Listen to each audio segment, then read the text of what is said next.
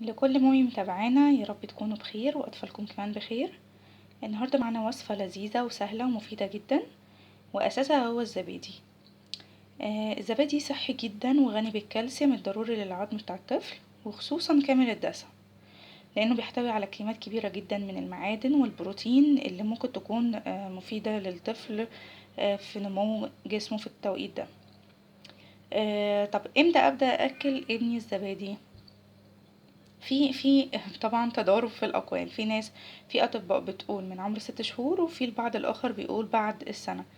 طيب احنا ممكن نفسر الاختلاف دون في الرأي. ليه في دكاترة نروح تقول لنا لا، مش قبل 6 شهور، مش قبل سنة. في دكاترة تانية تقول بعد 6 شهور. هنفسر التفسير ده. بعض الأمهات لما الدكتور بيقول لهم ادي الزبادي بعد 6 شهور، بتخلط ما بين انها تقدم للطفل الزبادي وتديله كمان لبن. طبعا اللبن الجاموسي او البقري اللي احنا بنشتريه العادي دون صعب جدا على الطفل، وما ينفعش ان انا اقدمه للطفل قبل عمر السنة تماما. وتقول طب هي يعني احنا بنقول، اي ام بتقول طب ما هو الزبادي هو من اللبن.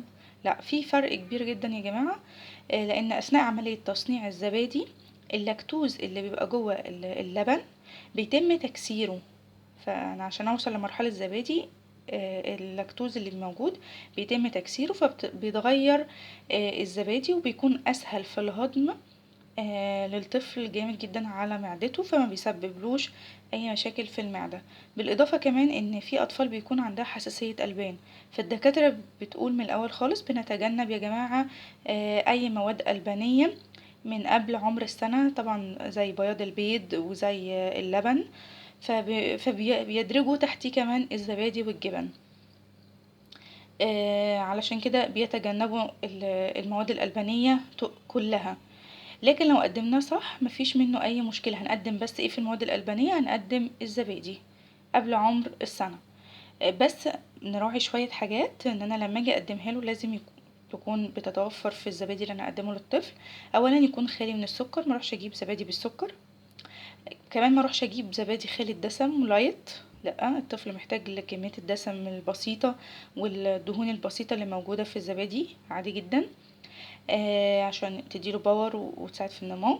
كمان يكون الزبادي متبستر. بلاش اجيب الزبادي البلدي العادي، لان يعني انا مش اكثر تعقيما. خلينا في الزبادي المبستر. بنقدمه للطفل في الاول لانه معقم، وانا بيبقى مضمون طبعا، ويكون طازه، يفضل انه يكون طازه. طيب نيجي بقى الوصفه بتاعتنا النهارده. انا معايا بلح طري، وطبعا الزبادي. البلح الطري براحتك، عايزه تجيبي بلح طري اوكي، عندك تمر اوكي. الوصفه اللي انا هعملها دي تمشي على اي حاجه من يعني من البلح يا طري، يا اما التمر اللي هو العادي بتاعنا الناشف. طبعا مش هقدر اقول لكم يعني، او مفيش يعني كلام يوصف ايه هي الفوائد اللي موجوده في البلح او التمر، لانه غني جدا بالفيتامينات، وكمان هو بيساعد جامد جدا في مشاكل الانيميا. فالبلح رائع جدا، او التمر رائع جدا، بنقدر نقدمه للطفل بعد عمر 6 شهور. طب بس انا مش هقدر اقدمه للطفل بالشكل ده، لازم بسهله شوية على الطفل. فانا جبت البلح غسلته كويس جدا، هقشره وهحطه في شوية مية على نار هادية علشان يكون سهل في الهرس. وهنشوف هنعمل ايه. زي ما احنا شايفين انا شلت القشر وشلت النوايا من جوه كمان، وقطعته قطع صغيرة وحطيته في شوية مية مش كتير على نار هادية.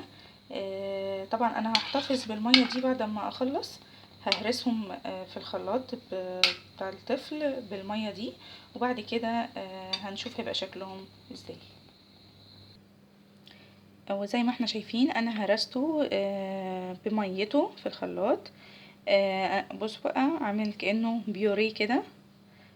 طبعا كل ما الطفل بيكبر بخلي القوام سميك شوية للحاجة علشان خاطر اعوده ان هو يبلع. انا هضيف عليه دلوقتي الزبادي. طبعا انا اقدر وهو لسه كده خام، بشيل حبة في علبة معقمة لتاني يوم اضيف عليها زبادي واقدر اقدمها تاني للطفل، واستخدم مثلا جزء كده النهاردة ومع الزبادي واقدمه للطفل، وتاني يوم طبعا لو هقدمها اول مرة للطفل بناخد بس هي معلقة واحدة مع معلقة زبادي اول يوم.